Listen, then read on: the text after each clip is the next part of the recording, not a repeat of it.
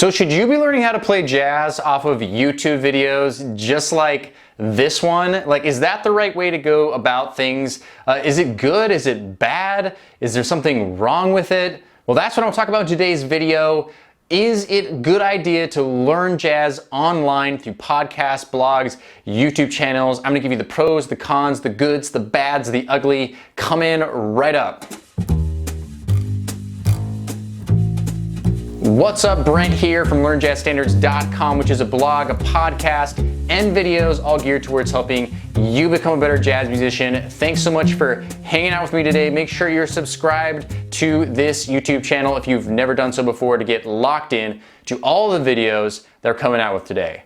Now, this might seem like a weird video for a content creator like me who teaches jazz online to make, because why would I even want to throw into question whether it's a good idea to watch my videos, to listen to my podcast, to check out my jazz lessons on my blog? However, I feel like it's an important question that we need to ask. Is learning jazz or any kind of music online the best way to actually learn how to play music? So in order to do this, I want to go over some pros and some cons of learning jazz online.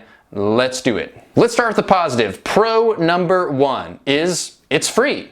And hey, when it's free, that means it's easy to access, right? I mean, everybody loves free stuff, and it's great that we can just go online and access all these different videos, training videos for free. Like this video right now, you're not paying me for this. If you go to an Amy Nolte video or a Jeff Schneider video, a Rick Beato video, or an Adam Neely video, you're not paying for any of that, right? It's free. It's something that you can access. And I think in a way that is a good thing.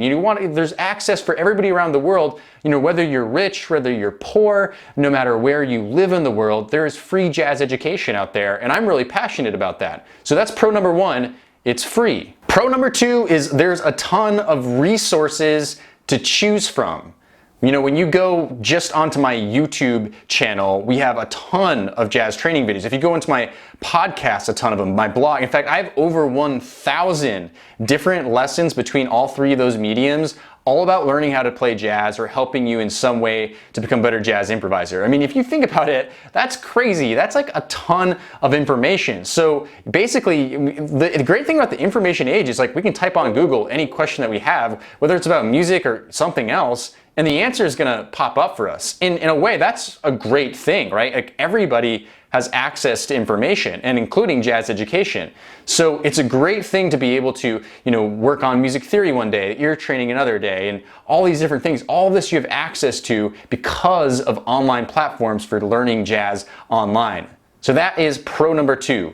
Pro number three is you can get access to tons of great teachers that have different approaches all over the world, right? I mean, I'm one person, there's plenty of other jazz YouTubers you probably follow, or blogs or podcasts that have different approaches to teaching, different points of view. And this can be really helpful for learning, right? To have all this access to different teachers with different opinions and thoughts. And especially, you can access these people from anywhere in the world, right? Like I live here in New York City, but I mean, I know I have subscribers everywhere, like Kazakhstan, Japan, Australia, all over Europe, South America, I mean, everywhere, right? So everyone can have access to a teacher and different kinds of teachers. I think that's a pretty cool, pretty good thing. All right, but let's go to the cons now, right? I mean, there are some serious negatives actually to learning jazz online. Let's start with con number one. Con number one is it's free. Now that's funny, right? Because that was also pro number one, but the problem with free is that people don't tend to invest themselves as much in free, right? You watch a free video and sure, it feels good to get it for free, but you don't really invest yourself in it as much. Whenever I buy a book, I find that I invest myself more in that book. I actually read it. I paid my hard-earned money on that book. If someone gives me a book for free, which happens to me sometimes, I don't even really read it. I don't really care as much about it. If someone gives me a free lesson, it's a totally different frame of mind. When you pay something, when you put skin in the game, you learn more. And this is just a studied fact. So sometimes free isn't actually as good for your jazz education. Sometimes you want to pay for it so that you are invested in the process, invested in your education. All right, moving on to con number two. Con number two is there's a ton of resources to choose from. right? So that's same as pro number 2. There's a ton of resources to choose from. So it's overwhelming. There's just too much information on YouTube, online. And so maybe one day you're working on triads. The next day you're working on ear training. The next day, you're working on playing in different time signatures, but you're never really growing and learning from one because you're so distracted by all of the information out there. And I totally get that. And that's why I'm really a proponent of courses, because courses are a process to get from A to B. Steps 1, steps 2, steps 3, steps 4.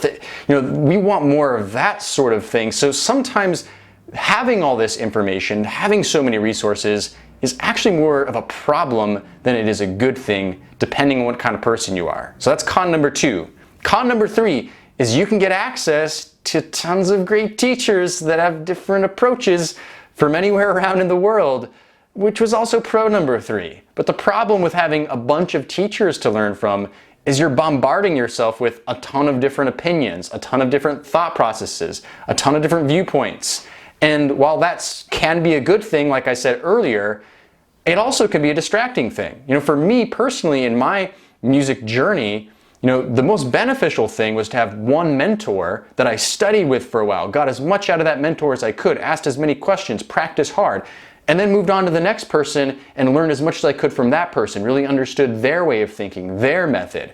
And that's really beneficial to do. But learning online, learning on the internet, it can be a distracting place because you're bombarded with different people that you can learn from. So what do we do with all this information? What do we do? Should we use the internet, YouTube, to learn jazz? Absolutely you should. Of course you should, because I said all those pros. There's a bunch of positive things about doing this. So yes, take advantage of my resources, other people's resources. You want to be doing all that. But make sure at the end of the day that you're investing in your education. Buy a course, take courses from other people. Like I have my 30 Steps to Better Jazz Playing course. Lots of students find that beneficial. Or maybe there's another person that you follow, they have a course. Buy that course. Get involved and invest in your education. Take private lessons from a local teacher. You want to be doing that as well. Don't spend all of your time shifting between a ton of different videos or podcast episodes or lessons. Focus on 1 or 2 at a time. And again, that's where courses come in handy. But try to discipline yourself and don't get too distracted. Pick one teacher at a time and really focus on. That doesn't mean that you can't check out some other content too, but pick one person that you really like, that you want to learn from, and give them some time and then move on to somebody else. That's my suggestions. That's what I think. But hey, this is just my opinion. I'm sure that you have an opinion too. Go ahead and leave in the comments below. What do you think about this? Is learning jazz online or music online bad? Is it good? Is it a combination of both? What do you think? Feel free to leave a comment below letting me know your thoughts. All right, I want to thank you for hanging out with me today. Make sure you subscribe to the channel if you haven't already, and I'll see you in the next video.